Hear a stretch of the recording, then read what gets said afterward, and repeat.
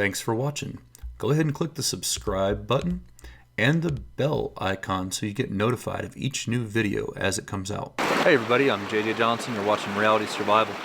And today I just wanted to talk about finding a cleaner and safer source of water. Now, as you guys know, and you know, a lot of videos I've done in the past, you should always purify your water before drinking it. You know, you should filter it, you should boil it, or chemically treat it, or something to make it safe so you don't get cryptosporidium, giardia, you know, whatever the case may be. But if you find yourself out in the wilderness for whatever reason and you don't have any way to, you know, make your water safe to drink, there are a couple of things that you can do to, you know, when you're looking for a water source, a couple of indicators or things that will basically make it more likely to be safe. The first one is a high altitude. Where we're at right here, we're up at about 8,200 feet in elevation. So most of the cattle grazing and things like that happen at a lower altitude. So that's going to be one indicator that this water is probably going to be safer to drink.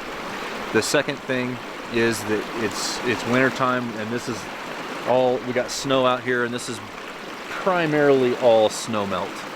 Okay, so that's going to be another indicator that's going to make it a little safer to drink.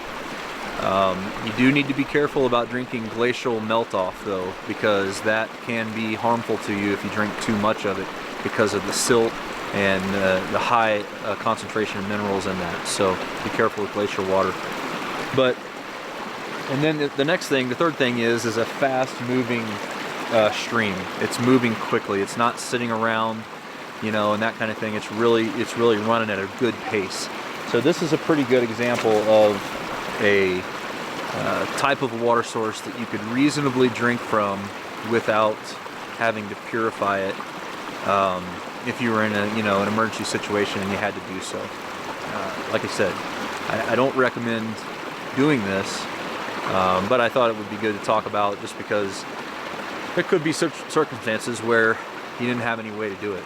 Another way that you could do for this one is, you know, right down here about 3 feet from the edge of the water, you could dig a seepage well and allow the earth and the soil to filter out any of the stuff that's in the water, and then potentially try drinking it that way.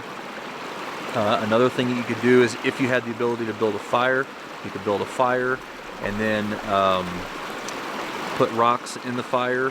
And try not to gather the rocks from right on the stream bed, because if they're really soaked in water, it's possible they could crack, or some people say explode. I've never really seen them explode, but they do kind of crack apart, and you might get some shrapnel or something coming off of that, you know, rock or whatever. But you take those hot rocks, heat them up in the fire, and then you can put them in the seepage well that you dug, and then that would end up boiling. You put enough of them in there and it'll boil the water, then you can scoop it out and drink it with your hands or whatever.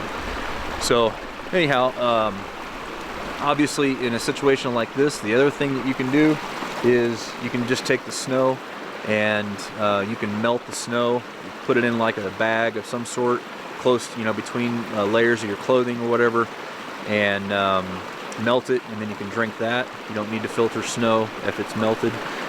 And contrary to popular belief, you can actually eat snow as long as you don't eat a lot of it. If you eat it slowly, eat a little bit of it at a time, and you're not trying to get, you know, do it all at once, then it's not a big deal.